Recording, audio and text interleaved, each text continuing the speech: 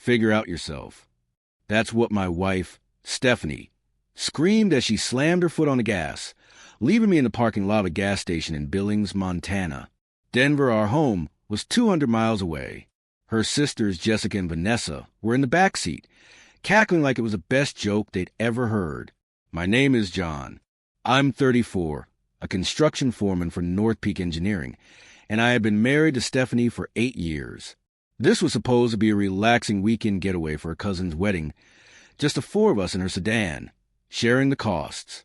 The whole drive up, a knot of unease had been tightening in my stomach. Stephanie and her sisters kept exchanging glances in the rearview mirror and whispering behind their hands, stopping only when they thought I might be listening. When I asked what was going on, she dismissed me with that practiced, saccharine smile. Nothing, babe. Just sister stuff. I should have listened to my gut. We'd stopped for gas an hour outside of Billings. I went inside for a coffee and to use the restroom. When I came back out, they were already in the car, the engine idling. Stephanie rolled down the window, a strange smirk on her face. "Get in the car, Stephanie," I said, walking to the passenger side. "Actually," she replied, "we've been talking, and we think you need to learn a little independence." The sisters' laughter erupted from the back seat. "You're so clingy, John." Jessica leaned forward, always following Stephanie around like a lost puppy. "This'll be good for you." Vanessa chimed in, "A little adventure." I stood there dumbfounded, holding what I thought were the car keys. They weren't. They were the house keys. My truck was sitting in our driveway back in Denver. "This isn't funny," I insisted. "Whatever joke this is, cut it out." Stephanie's grin grew wider. "It's not a joke, it's a prank. You're so serious all the time, John. Learn to laugh a little. Figure out yourself." And with that final taunt, she hit the gas and was gone. I watched their taillights vanish down Highway 2, a cold wind slicing through my jacket. The scent of an early snow was in the air. My wallet and phone were all I had. I tried calling Stephanie. Voicemail. I tried Jessica. Voicemail. Vanessa had blocked my number months ago after a minor argument. That's when it hit me. This wasn't some harmless prank that would end in an hour. This was a calculated act of cruelty, a clear message about how my wife and her sisters truly saw me. I went back inside and asked the clerk about a bus to Denver. "No buses run through here," he said, "but you can catch a Greyhound in Billings, about 40 miles east." I'd met Stephanie 9 years ago. She was an environmental consultant on a project my crew was on. She was smart, funny, and had this incredible ability to make me feel like the center of her universe. Her sisters were a different story. Jessica, the oldest, worked in marketing and always had a strong opinion on everything. Vanessa, the youngest, was 28 and still finding her way, but never lacked for attitude. From the start, they resented me, acting as if I was stealing their sister. Dinners filled with inside jokes, vacations planned without me. It was a constant stream of small snubs that added up. "They're just protective," Stephanie would say whenever I brought it up. "They'll warm up to you." But they never did.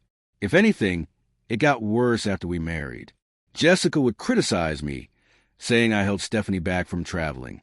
Vanessa would roll her eyes whenever I offered to help, always with condescending comment like, "Not everything needs a man to solve it." Stephanie was always on her phone texting them, constantly changing our plans to deal with their crises. She even missed our anniversary and my birthday dinner because of them. "Family comes first," she'd say. I understood that, but I was supposed to be family, too. Looking back, the warning signs were everywhere on the drive to Montana. Their insistence that I not bring my truck. The hotel room booked only in Stephanie's name. The jokes about me being boring and domestic. I'd laughed it off, but it hurt. I worked 60-hour weeks to provide for us. I handled the house, planned our trips, and remembered important dates. I thought that's what being a good husband meant. Standing in that parking lot, watching the sunset over the Montana hills, I realized I had been wrong. Not about being a good husband, but about the woman I had married. I used the gas station's landline to call a taxi to Billings, a $60 ride I couldn't afford. The bus ride to Denver was 14 hours. 14 hours of sitting in that uncomfortable seat, replaying my marriage and waiting for an apology that never came. Around midnight, somewhere near Casper, Wyoming, the truth hit me. This wasn't about teaching me a lesson. It was about humiliation. It was a power play, designed to show me my place in their family. The worst part wasn't being abandoned. It was a sickening knowledge that they had probably planned this for weeks, laughing at my cluelessness. By the time the bus arrived in Denver, my mind was made up. I took a cab home. The house was empty. I called in sick to work and did something I had never done before. I started searching for answers. Stephanie's laptop was open, and I found group chats with her sisters going back months. I saw a screenshot of our text messages, shared with laughing emojis, and photos of me sleeping, captioned "dead to the world" and "zero awareness." But the messages about the trip were what truly broke me. Jessica had suggested the prank. We should totally ditch him somewhere and see how long it takes him to get home. Vanessa had responded, "OMG, yes, he's so dependent on Steph for everything." And Stephanie had replied, "You guys are terrible, but also it would be hilarious."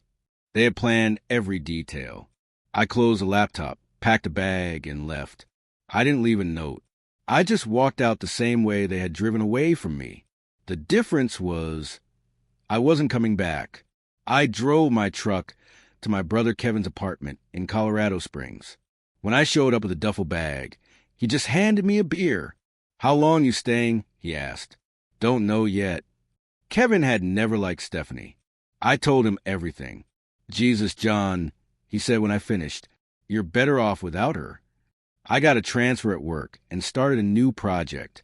Stephanie's call started soon after, a mix of concern and confusion. "Where are you? You're just gone. We need to talk." There was no apology, no acknowledgement of what she had done. I blocked her number, then Jessica's and Vanessa's. They started calling from other numbers, insisting it was just a joke, and I was overreacting. A few days later, Stephanie showed up at Kevin's apartment. I met her in the lobby. "John, thank God," she said, reaching for me. I stepped back. "What do you want?" "I want you to come home," she said. "Talk about what?" "How you abandoned me. How you planned it for months." The mask of concern fell away. Irritation flashed in her eyes. "It was a prank, John. You're acting like we committed a crime." "Because you needed it," she said, the condescending tone back in her voice. "You're so dependent, so clingy. We thought if you had to figure something out on your own, maybe you'd grow up a little." I looked at the woman I had been married to and realized I didn't know her at all. "I'm not coming home," I said. "Watch me." The elevator doors closed, and she was still yelling, but I had stopped listening. I changed my number. 3 weeks later, I had a new routine and a small apartment of my own. For the first time in years, I felt like myself again. That's when my mom called. Stephanie had been to see her, claiming I was having a breakdown, and had disappeared after a family trip. She was still controlling the narrative. That weekend, I drove back to Denver to see my friend Marcus, who had been at my wedding. He'd heard Stephanie's version of events. I told him the real story, and he listened silently. "You know what I remember about your wedding?" he asked.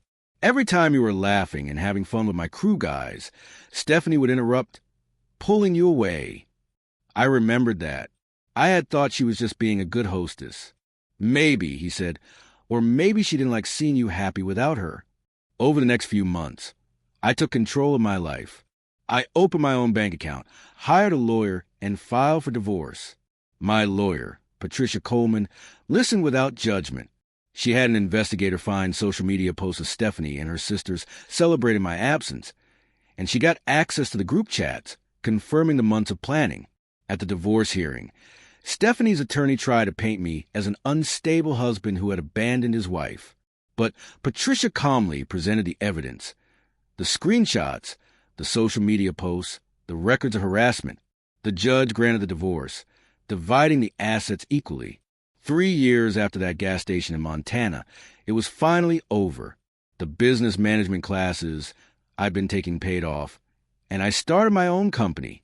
Kevin and Marcus joined me.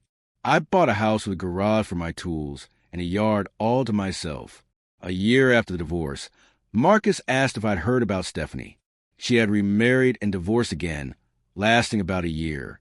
He started to tell me more, but I just shook my head. I didn't care.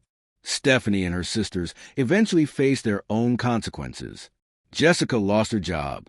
Vanessa's lies backfired. Stephanie's reputation was shattered. Some lessons can only be learned the hard way.